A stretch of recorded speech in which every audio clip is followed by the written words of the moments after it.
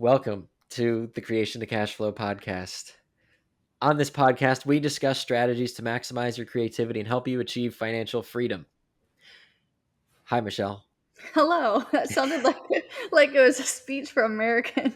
It is. It absolutely is. And I'm just so excited to be doing our 68th episode today. I've always Wow. dreamed of having a podcast that people actually enjoyed and appreciated, and having a great co-host and having a ton of episodes. I mean, we're going to be at 100 soon. We're going to be at 1,000 soon. I can't wait for our 999th episode. What did you say we're going to do? Are we swimming with sharks or something? You said dolphins because you didn't want to swim with a shark. All right. Well, we have time for me to come around on that idea, True. thankfully. True. We have a good episode planned today. We're going to talk about creating an infinite mindset because, unfortunately, and I'm not saying I'm better than anyone else because I used to be the most finite minded person in the world. But we come across a lot of people that have a very finite mindset. And I want this episode to help them create a more infinite mindset and see the world through a different lens.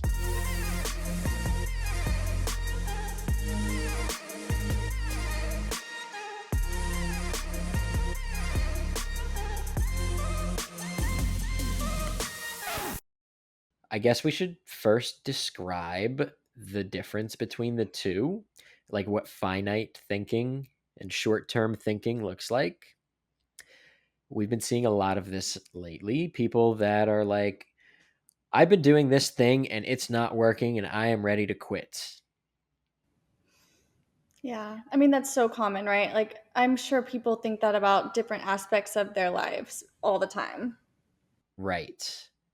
But that way of thinking, it's very hard to like compartmentalize and just be like, oh, but I only was doing it with this one thing. Like, if that's how you think about anything, it probably happens when you're doing dishes and you start getting lazy and then you go to use a plate in 2 days and you're like, why is there still like grease on this? Like, it'll spill into every aspect of your life because how you do one thing, how you do anything is how you do everything. As cliche as that is, I've seen a million people say that. And I want to see a million more people say that because we can't hear it enough. So if you quit or give up or get frustrated easily when things are not going your way, then you are not an infinite minded thinker. And that's okay. Because like I said, I used to be so finite minded, it's crazy. Um Michelle, anything else you want to say about like the finite mindset or any other examples?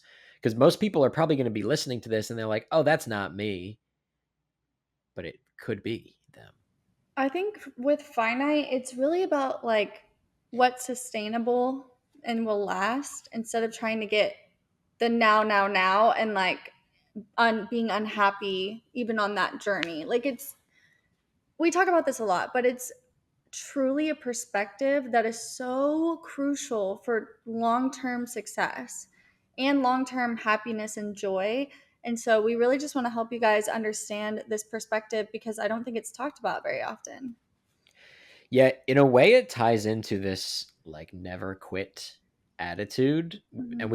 we've talked about that before. Like, I know we have a specific episode on like listen to this if you're thinking of giving up or quitting. Yeah. It ties in. It's related, but this infinite minded thinking is about more than results. And that I feel like is the part that people can't seem to distance themselves from. Like, they might be making, maybe they're new to social media and they've been making videos and they've made 40 videos and they have not gotten one to get more than 2,000 views. Hurts for sure. Like, obviously that hurts, but you can't be so finite minded to only see like the vanity metrics in front of you. You have to be infinite minded and see that making content is about so much more than how many views you got or how much money it made you. And the infinite minded person would be thinking about how they're documenting their life Mm-hmm. for other people to see, and they're using this as a way to put themselves out there and to grow, and they would see all of the good things that are happening, not the fact that it hasn't made them, they haven't gotten the finite result that they want yet. Right. And I think a good question to ask yourself is like, whenever you are in those down winters or downhill slopes, like whatever, whenever you're feeling down, do you see things as fear? Like, are you upset with it, or are you like, this is an opportunity to X, Y, and Z? Because that is one thing I had to ask myself a few years ago when I really was like, my finite mindset was like, I need a niche. I'm not going to grow until I get a niche. I'm not going to like really be able to do this until I get a niche. And then I was like, you know what? No, not having a niche provides more opportunities and it helps me explore my own creativity and my own brand voice and who I am as a content creator and like who I am in real life that I can use and show up online as. And I stopped seeing it as like this is holding me back, but instead was like, you know what?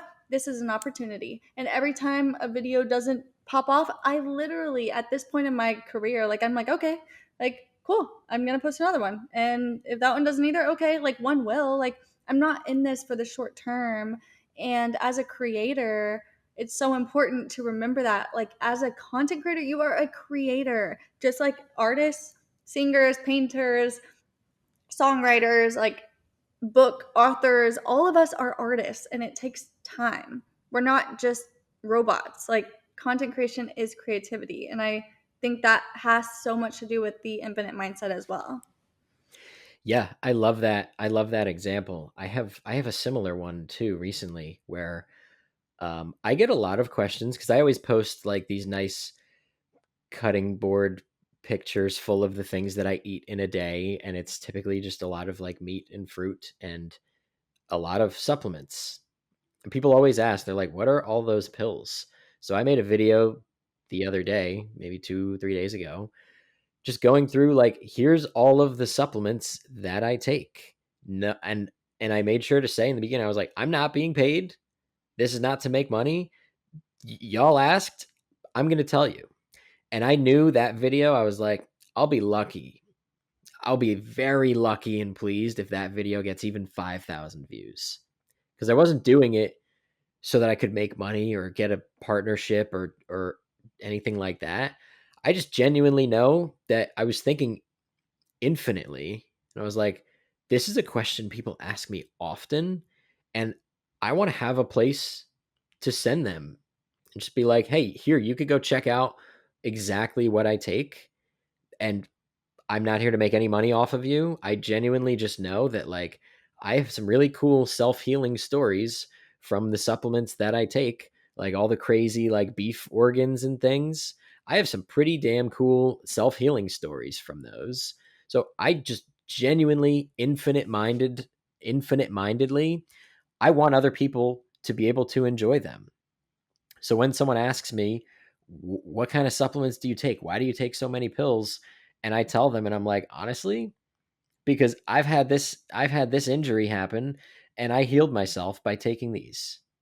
And you could go see everything else I take too. And I could just send them the video or just pin it on my page. And I don't care how many views it gets. I'm more interested in the impact that it might have. Yeah, and because that is kind of evergreen, right? If you are continuously taking those, you can always point people back to that video. I saw that video, by the way, and I was like, oh my gosh, this is so cool because I know that like liver and stuff is so good, even for females. Like it's just so good. I recently paired up with a brand. I think it's Heart and Soil or something, and they sent me some of those supplements. There's like 3 different bottles. I need to open up the box, but and start taking it. But my friend, she's a woman, and she like recommended it to me, and so I was like, okay. So anyway, also I want to go back when you said if it gets 5,000 views, you'd be happy. I mean, I think 500 or 200 is like my threshold of like okay, this is good because at least it's being pushed out. But I rarely get 5,000 views on my TikTok lately, like at all. Instagram, yeah, but like TikTok, and I'm like, you know, and it doesn't bother me because I'm like, this helps one person. I replied to one person's comment and like answered their question. So yeah, that's good. Cool. Moving on. Like I'm just doing my part sharing my life, my experiences. And sometimes that is enough. And I want people to know like that is enough. Like you are enough. And you'll never feel like you're enough if you're only just looking at how many views or sales or how much money you made. You will never feel like enough because it never stops. It never stops. Like you'll have that one viral video and you'll feel like you're riding high for a moment, and then it passes, and now you're only going to be happy if you have one more viral than that, and you're setting yourself up for this loop of misery.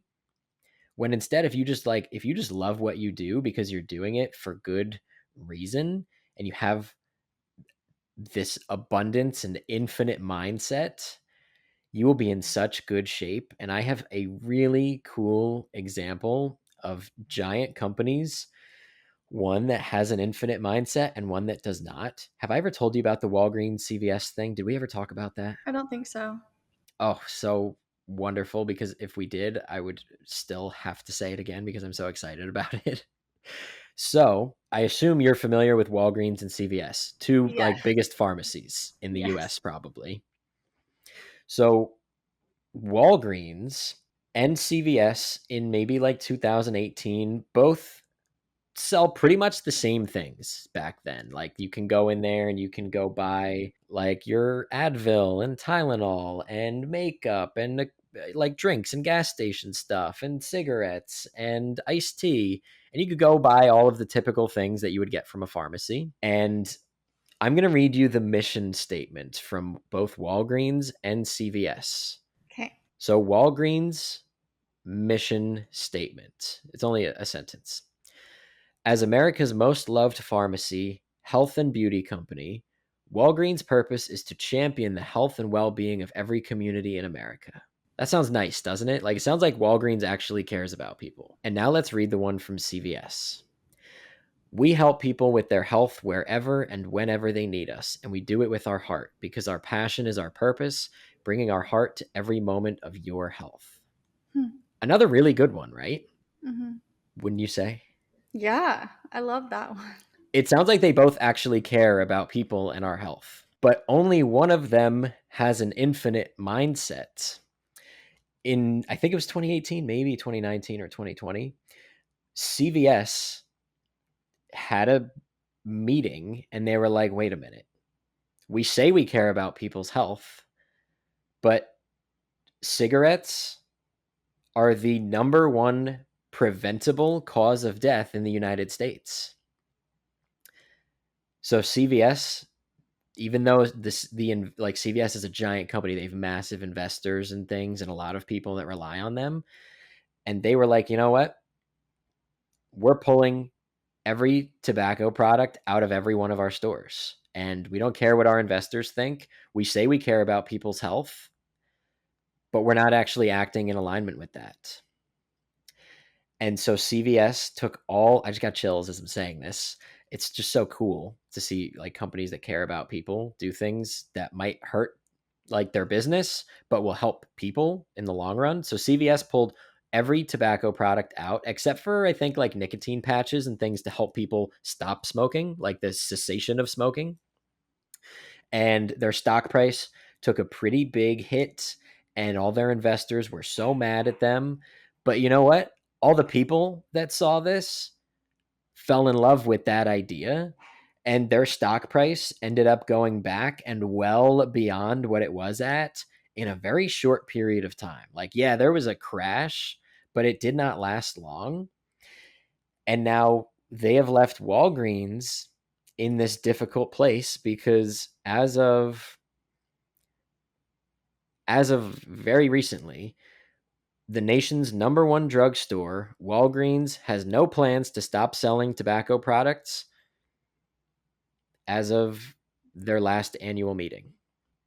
So, like, CVS has that infinite mindset. And sure, they had to deal with a little bit of that short term hurt because they're no longer just focused on like sales. Because I mean, imagine how many people just pop into CVS to go buy, their cigarettes and whatever other stuff they need. So they took a massive financial hit, but they weren't just thinking finite mindedly about like how can we hit our quarterly numbers and quotas and make as much money as we can, and they started thinking infinitely, and they were like, what can we do that's going to actually make the United States a better place? Wow. I have two things to say. Number one, when you were listing off what they sold, I don't know if you saw my face when you said the word cigarettes. I literally was like, ew, because I didn't realize. So it's crazy that that's what you said they took off the shelf. And that is so important, especially with people who have a brand, because the amount of things I turn down because I don't agree with them, I don't align with their mission statement. I feel like they're ripping off other people. I feel like I'm would rather not make money than make money giving a false statement. Like a lot of beauty brands are like, okay, here's the product. I need you to say that it did this, this, and this for you within 7 days. And I was like, I'm always like, I will not, I don't care how much you pay me, I will not put my name to a lie like that. And that is an infinite mindset. And I want everybody to know that, like, it might feel like you're leaving money on the table, but I promise you, you will be rewarded for your honesty, your authenticity, and your trustworthiness will expand because you're being true. Like you are helping and doing what you said you're going to do, not because of money, but because of your morals and your values. And that is always going to bless you abundantly. So I just had to say that because I see so many people like just spewing lies, which is why I always did not want to be an influencer because I was like, I don't want to be associated with all of this false fakeness. And you can't pay, like the thing is when you get some income, it's dangerous because you, in a good way though, it's dangerous. Like you can't pay, you can't buy my trust, you can't buy my lack of morals. Like you can't pay me enough, you know what I mean? Like you can't buy what am I trying to say? That you have an infinite mindset and you Well, don't yeah. just care about the things in front of you. I mean, it's like it's hard to describe. It's very hard to describe that infinite mindset, and instead it's more about like the decisions you make, and you're making it's your ethics. It's your ethic. I think that's a big part of it. Like CVS decided to be ethical and do the thing that might hurt them in the short term, and that's exactly what you do as well when you turn down brands that you're like, I'm not pushing this crap on people. No.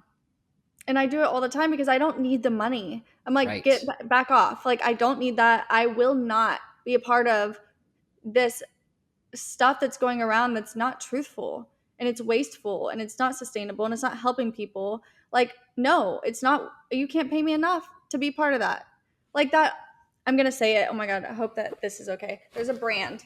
Oh my gosh. Maybe I shouldn't say it. It is a popular greens brand. It's Mm. greens. And the amount of times they have reached out to me and I refuse to work with them because I know what the ingredients are. I do think that their marketing is absolutely incredible. It is amazing. But the thing is, they work with influencers who are willing to say these claims when really they don't like the taste of it. It doesn't help debloat them. You can have half an apple and some fruit for the same amount of servings that this powder, like, I will not work with them. And it's just one of those things where I'm like, I would love for more people to work off of that rather than just like trying to survive. But I get it when you don't have money and you hate your job and you're trying to do stuff. I get it, Nick. So it's really hard because I'm like, I get why some people are willing to sacrifice their own values and morals for some income, but I want everybody to have financial freedom, which is the whole point of our podcast, so people can make decisions not based on their desperate need for money, but instead their passions and happiness. Yes. And you know what? I have a really good financial freedom quotes because it is perfect. It just goes perfectly with what you said. I'll just read it. The richest person in the world isn't the person who has the most, it's the person who needs the least. Preach.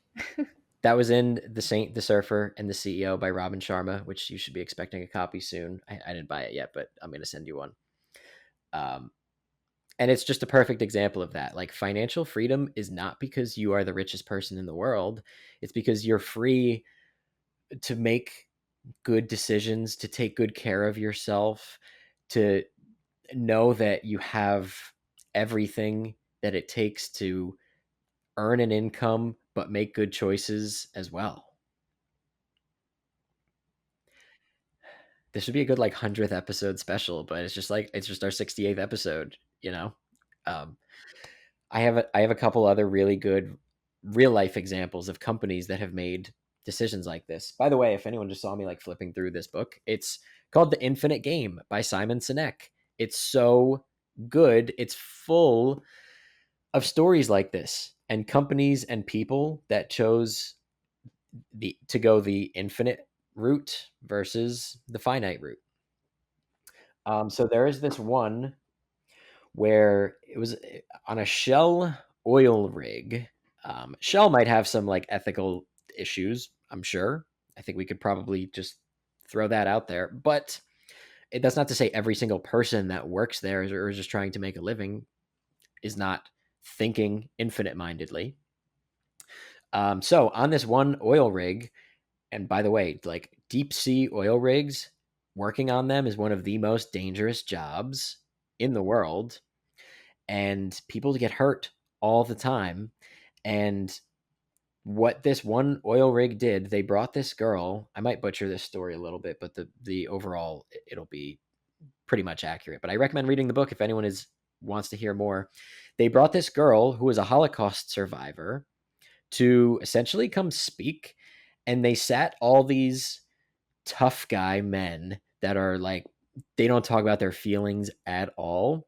And she sat them all in a circle, like a trust circle, and made them talk about like their feelings and their relationships over and over and over and over. And she was sitting them in these circles. And all of a sudden, all of these people started to truly like psychologically trust each other and build trust on their team. And this oil rig became like the most injury proof oil rig ever. Like they, and it's typically an oil rig is only up and running like at best 95% of the time because things break and go wrong often. And that specific oil rig has like a 99 point something percent like active runtime. And it just went on to be like the most amazing oil rig to work in a typically like super dangerous fashion. And this girl that came and helped them do this, she had an infinite mindset. She's a Holocaust survivor. She's been through I couldn't even imagine.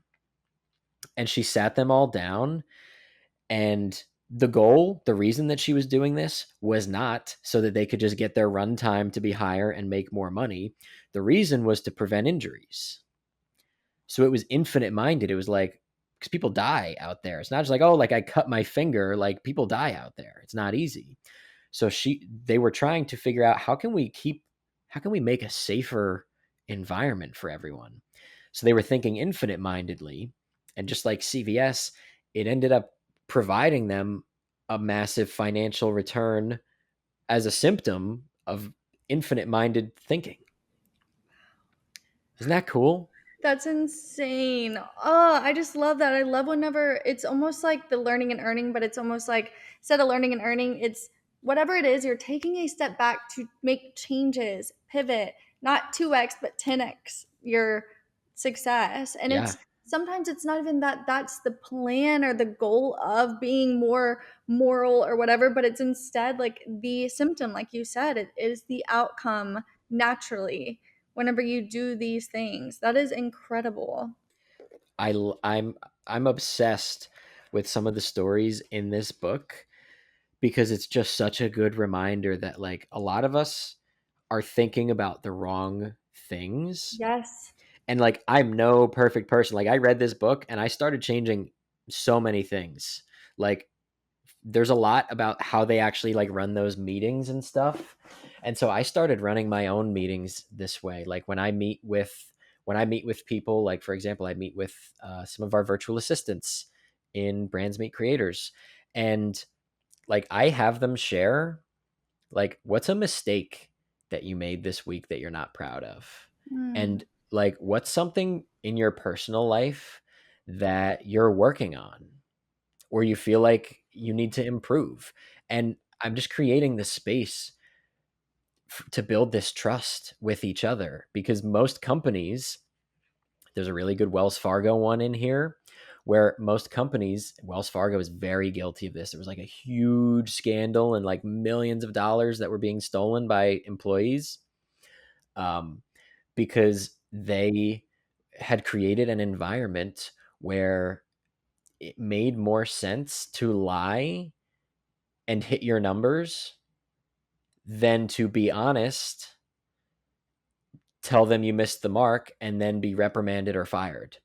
So there was this loophole in Wells Fargo where people could essentially like make fake accounts and say that they got new customers and new sales and new things, and it eventually got out and blew up, and hundreds of their employees were guilty of doing this because it was just what was being taught. Like managers were showing them how to do this, and it just got so out of control ethically because anyone who would speak up about this or be honest and not hit those numbers, they were fired or reprimanded. So it was teaching the other people that like it's going to be better if I do this, if I work dishonestly, but don't lose my job. Wow. I bet there are so many companies out there that do that. I know a lot of MLMs do that, and it comes back to bite them in the ass. Like right now, there's this company called Monate. It's Monat, and it's kind of the same thing where they weren't scamming like that, but they were lying about hitting specific numbers and all that because they think that they have to grow every quarter. But sometimes it's normal that Q1 is lower than the Q4 previously. Like it's okay. Like no matter what, honesty should always be rewarded, and people shouldn't be like reprimanded or killed for making mistakes. Like that's how we grow and learn. Yeah, it's true. It's true. But if you don't create, like if the leader of the company does not have that infinite mindset, it trickles down to every single person. And this is how it happens. Cause like no one wanted to do that at Wells Fargo. There's probably not one person that felt good about it, but it's just the environment that they were creating. So I have another cool one. This chapter that I'm reading it from is called "When Acting Ethically is the Standard." In November 2011, outdoor clothing company Patagonia took out a full page ad in the New York Times with the headline, "Don't buy this jacket." And then they go into the honest truth and they said, to make this jacket, we needed 135 liters of water, which is enough to meet the daily needs, 3 glasses a day, of 45 people. Its journey from its origin as 60% recycled polyester to our warehouse generated at least 20 pounds of carbon dioxide, which is 24 times the weight of the finished product. And then they say this jacket left behind on its way to our warehouse 2/3 its weight in waste. That was their ad. That was an ad they were running. What? Why? What? Tell me more. Then they said at the bottom of the ad, there is much to be done and plenty for us all to do. Don't buy what you don't need. Think twice before you buy anything. Join us. Let's reimagine a world where we only take what nature can replace. Why? What? I hold on. What? The founder says that he did it out of guilt. He says this company has grown a lot and we all know we have to consume less. So they ran this ad so that they could just be honest with people. And as a result, they're not a perfect company. They make mistakes, but they understand that they want to be so much more sustainable. And they started using this as a way to make things, to make products that last a lot longer. They were thinking infinite mindedly, and like some people might think it was like gimmicky almost. Like I'll get more into it. I'm just kind of finding the proper pages and stuff, but they didn't do this like to make tons of sales. Like the founder literally was like, he said, I was feeling guilty about this and I want this business to last forever, but it's not going to last forever. Like if the world doesn't last forever. So he was thinking infinite mindedly. He was not thinking about like how much money can we make? They probably lost some money from that, just like CVS removing tobacco from their stores. But then they go on to introduce something called the Common Threads Initiative, which is a program that's helping them make higher quality clothes that last really long. I don't think I have any Patagonia clothes. I'm going to buy some because Yeah, that makes me want to buy some because I'm I will like, buy everything from them at this point. literally. But they work really hard to make things that last very long. And I think they also have initiatives to make high quality clothes that last a long time so they don't have to be routinely replaced. And they have a promise to repair any of their products for free instead of so that people don't throw them out. They're like, we will fix it for free or just get you new ones. And they have a partnership with eBay so that people can reuse and buy and sell all of their products secondhand. And when a product really does come to the end of its life, they take it back and recycle it. I love this company now. What? Isn't that so fucking cool? That's amazing. So this is obviously a great book because it's just full of these stories. It's full of companies that like did the wrong thing. Like for example, EpiPen did the opposite. The people that were like EpiPen is a very unique product that they know people are going to buy, and year over year it wasn't costing them more to make.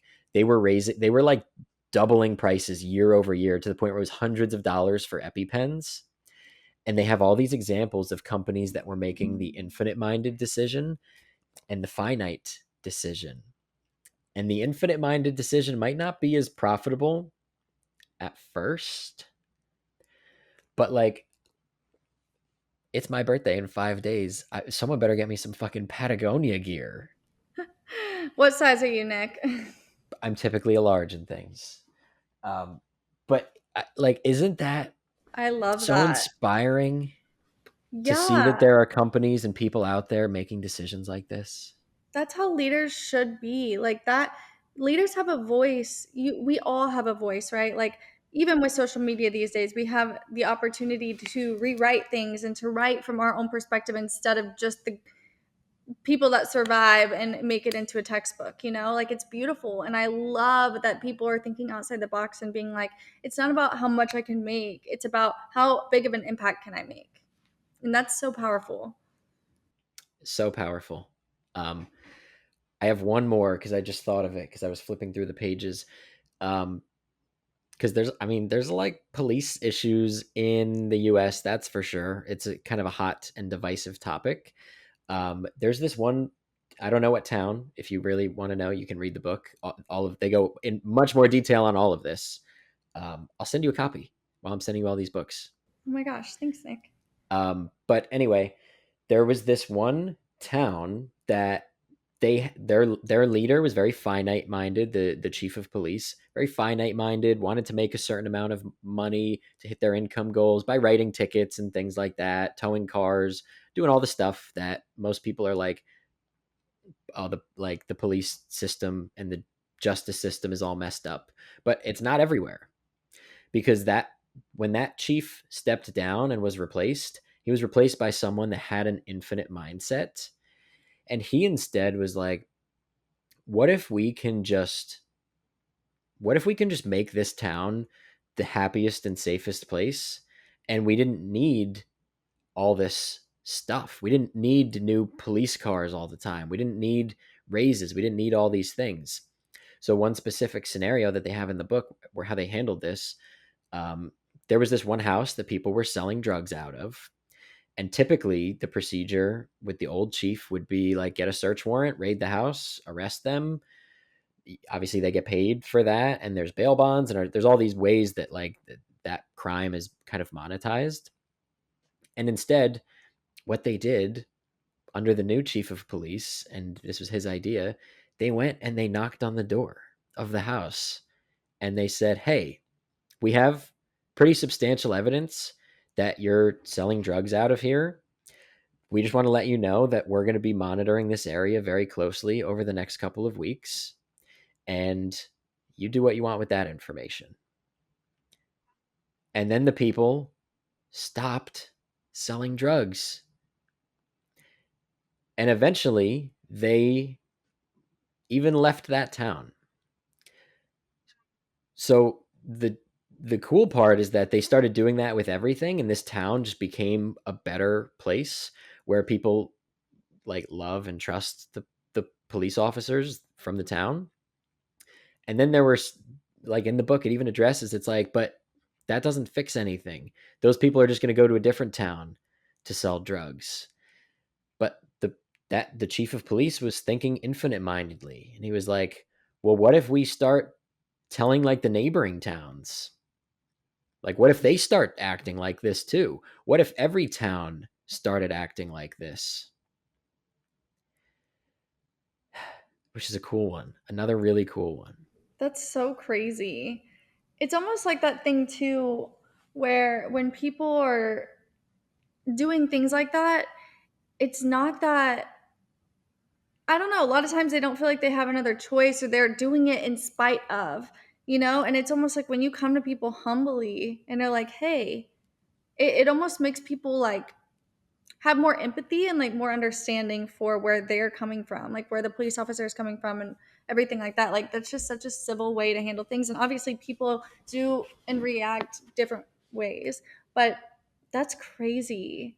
Go that chief of police. Like, yes. Yeah, such a cool example of thinking infinitely. Like that chief of police was like, how can I make this whole country a better place? Not like, what can we do finite mindedly in the near future to have a really good quarter and get me a raise?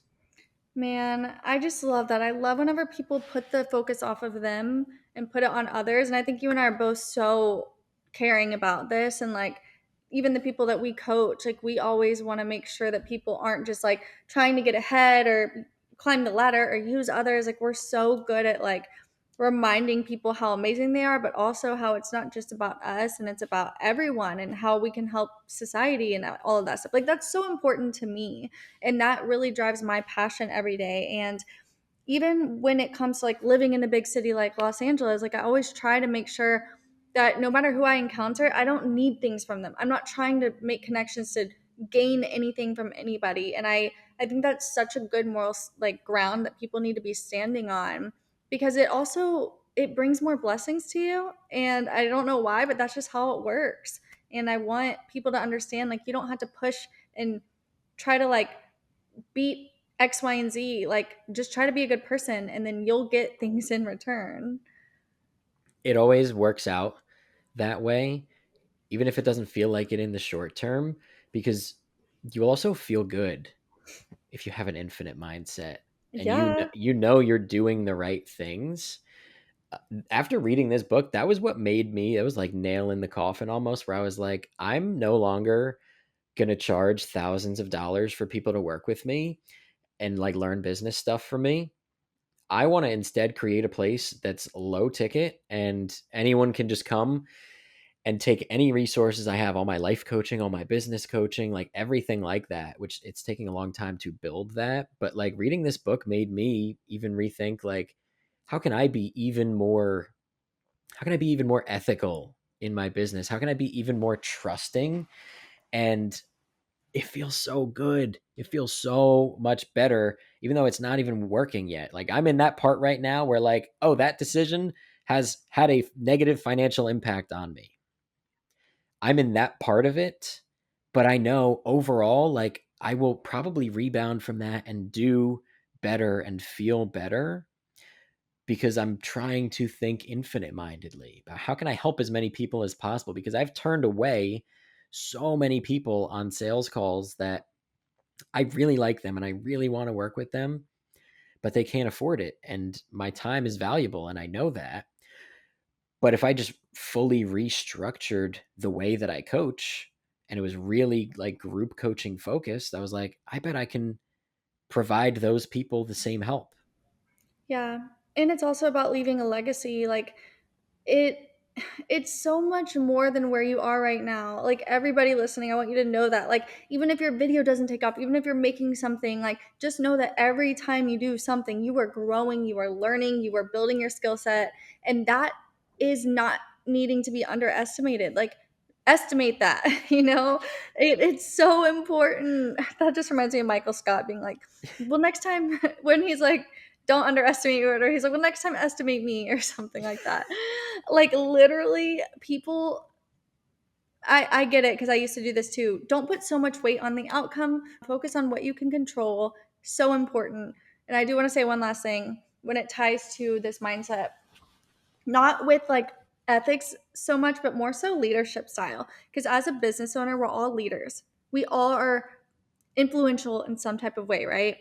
And we really are the ones that set the tone. Like Nick, you are the one that really sets the tone in Brands Meet Creators calls. Like you have that good tone, but can you imagine if you would get angry at things people are angry about or sad at things that people get sad about? You set the tone. And this, going back to Michael Scott, because I love The Office and Steve Carell. So Steve Carell, who is Michael Scott, he was really, for the first few seasons, he was like the main person, right?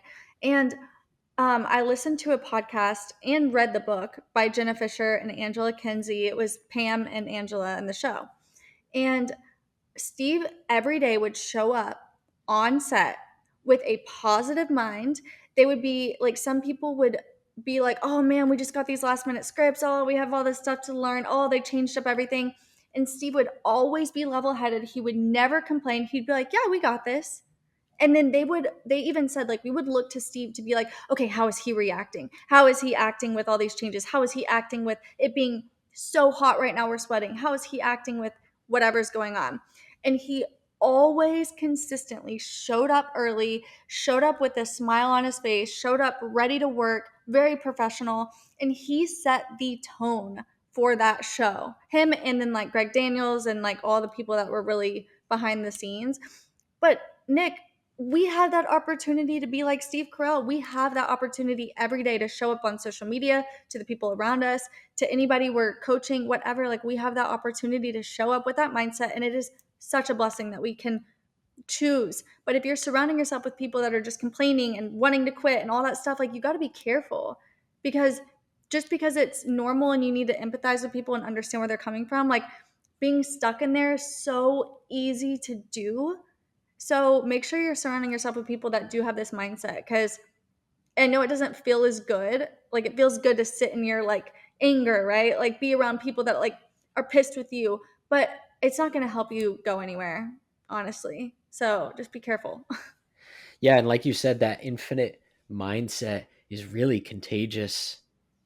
It's really, really contagious. I've definitely been in lots of scenarios where people look to me to see how I'm reacting to something, and they're reacting badly, and they're looking to me to validate, like, if he reacts badly too, I know I was right. But that's almost never going to happen. Like I almost never react with like anger or sadness. It's very rare and extreme circumstances only, because nothing is that deep. Nothing really matters. Life is extremely short. I'm gonna be 26 in 5 days. I'm like, the average male in the US lives to like 71. I'm like well over a third of the way through the average lifespan, if I'm lucky. Like 71, that's great. I hope I live at least 71 years. So I'm trying to think infinite mindedly. Like, life is so short. Yeah. So make the good decision, just so that, like, in those, not even just in the final moments of your life, but just in the quiet moments of your life, when you're thinking and the world is quiet and you're not distracted by your phone, that you can just know, like, I'm a good person. Yeah.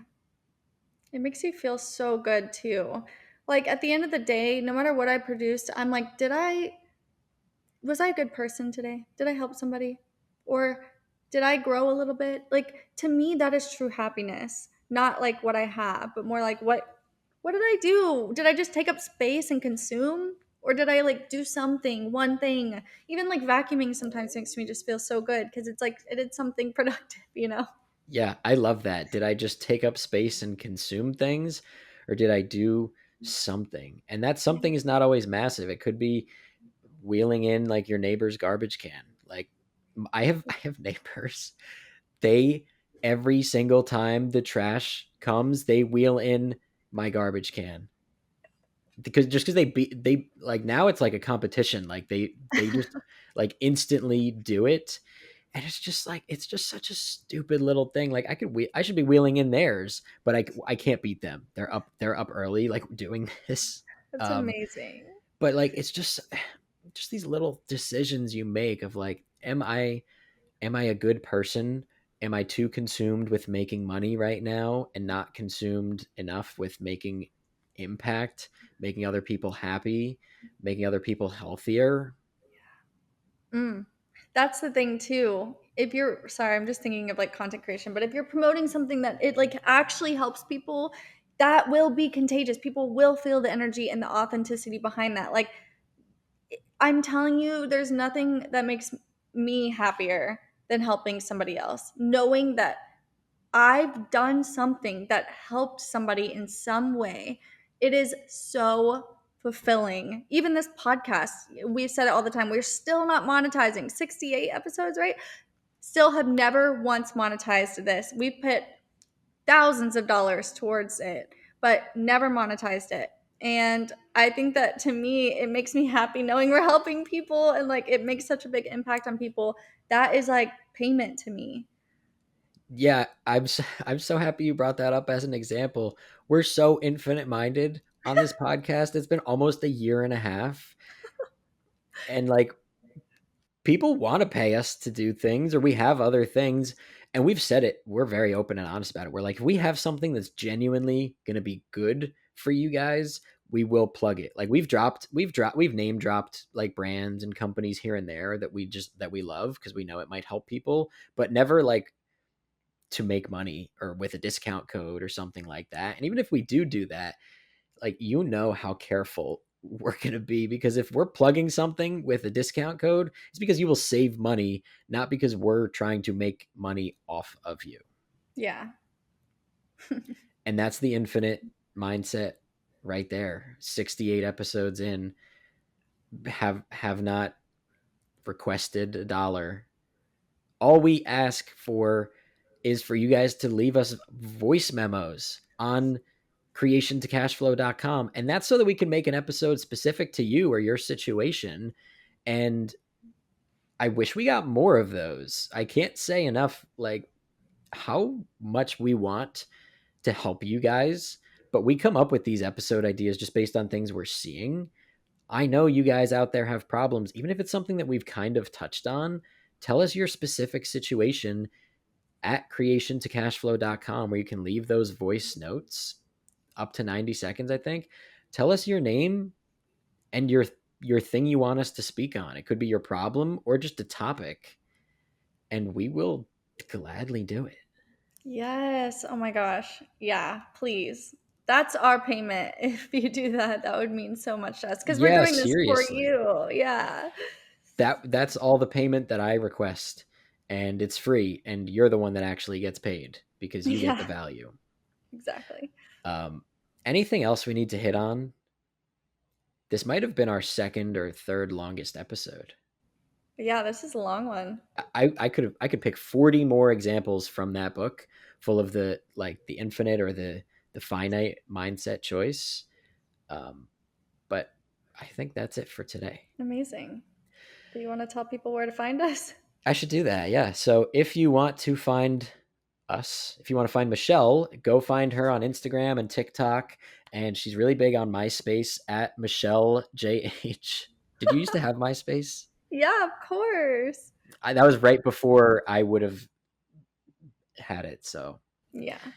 um, yeah, so check her out on Instagram, TikTok, and MySpace at Michelle JH with two L's, four E's, JH. You can find me on Instagram and TikTok and everywhere else. I don't have MySpace, and I'm banned from LinkedIn at Get Ahead with Nick. And you could find Creation to Cash Flow clips. You can go watch us on YouTube. You could watch us fiddle or watch me flip through this book on this episode. Um, everything's just at Creation to Cash Flow, TO. creation, TO, cash flow. And we love you guys.